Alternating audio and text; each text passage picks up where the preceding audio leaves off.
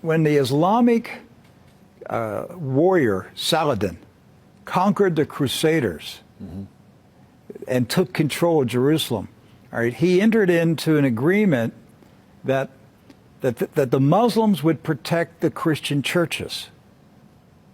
And so he appointed 2 Muslim families. Some people think he deliberately chose 2 just to make sure one didn't get out of control and, you know, kind of balance of power. Okay? The one family is Judah, Joudeh, and the other family is Nasabi. All right? And both of these families have been in Jerusalem for, you know, close to 1,000 years. And each generation has passed down the key. The key. Right. The physical key. Mr. Judah said that the key he presently has is 800 years old. It's incredible. He had another key, but it broke. And this is a Muslim. I mean, yes. Adabid Judah is a Muslim. And he said it's a great honor for a Muslim to hold the key to the Church of the Holy Sepulchre, which is the most important church in Christendom.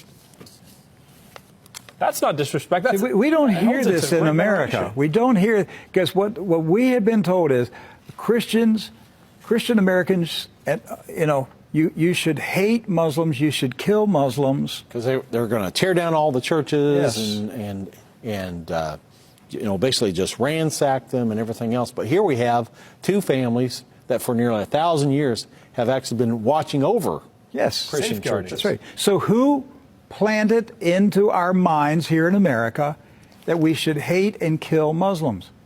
Who planted that thought in our head? Because it came into our society after 9/11. That's correct.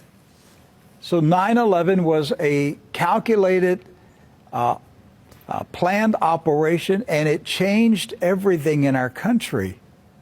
And so we were saturated with media propaganda, which who owns the media in this country? So we're saturated with this media propaganda. You Americans, you need to hate Muslims. You need to go to war. You need to send your sons to go kill Muslims. All right? And yet, when you go to the Middle East, you find out that the Muslims, like Christians, are taking care of Christian churches. Yes. Do not hold animosity against Christians or Americans, except in the case where Americans are pushing for war in their countries or trying to take their land. So they've lived together. They've lived together for centuries and centuries.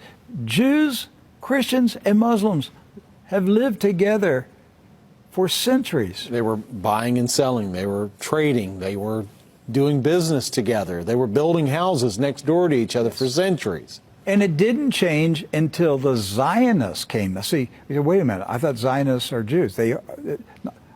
Not all Jews are Zionists.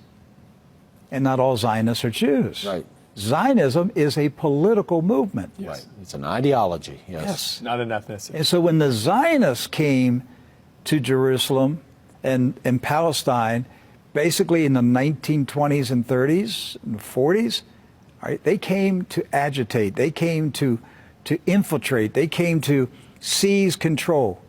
And so they formed paramilitary groups, like Irgun. And that's where Ariel Sharon and Menachem Begin, and these guys were young terrorists. And so there's where the hatred started to come in. The fighting, the animosity, the bitterness. But it didn't start until the Zionists appeared. Jews, Muslims, and Christians were coexisting. Yes. That's right.